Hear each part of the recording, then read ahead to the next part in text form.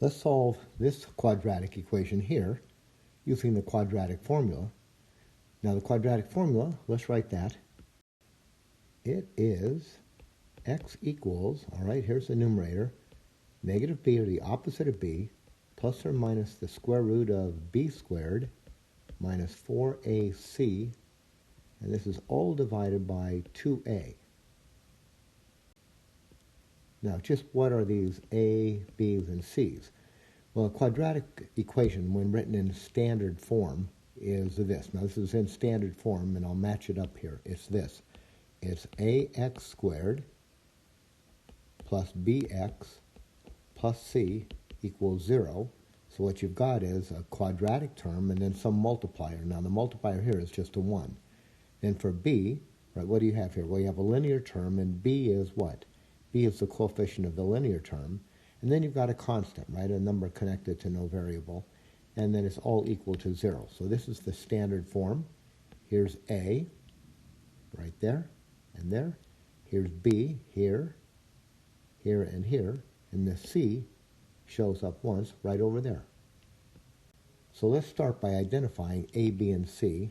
So a, b, and c.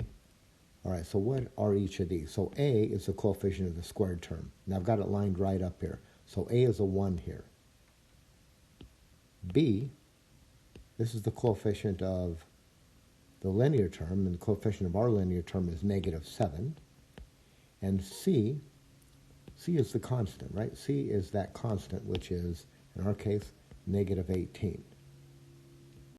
And I can probably write that 18, so it looks like an 18. All right, so let's substitute into our quadratic formula. Now, I'm going to rewrite the formula.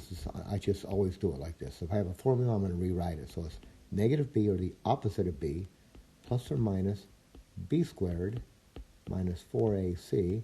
Take the square root of that, divide the whole thing by twice a. So let's make our substitution. So x is equal to, now it is negative b. So it's the opposite, right? The opposite of b. Now b for us is negative 7. So we're going to have the opposite of negative 7. I'm going to write everything here. The opposite of negative 7. I know what the opposite of negative 7 is. It's 7. But I'm just going to write the whole thing. So I've got negative b plus or minus, all right, plus or minus, okay, b squared.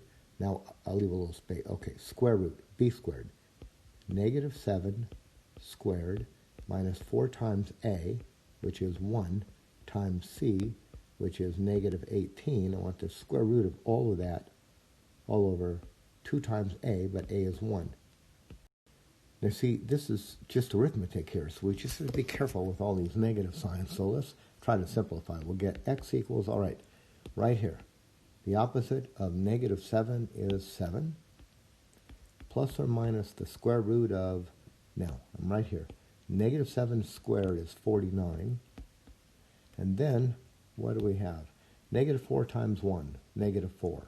Negative 4 times negative 18 is positive 72. All right, and that's all over 2 times 1, which is 2.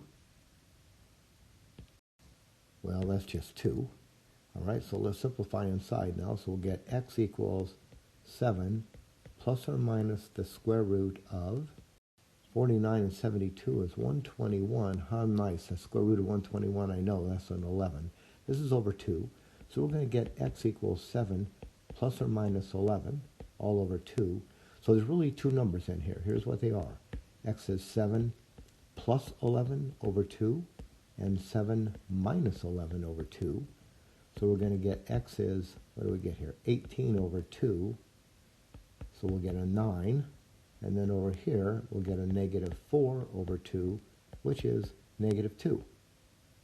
So we're going to conclude now that our two solutions to this quadratic, right, we're expecting 2, it's a quadratic. Our two solutions are 9 and negative 2.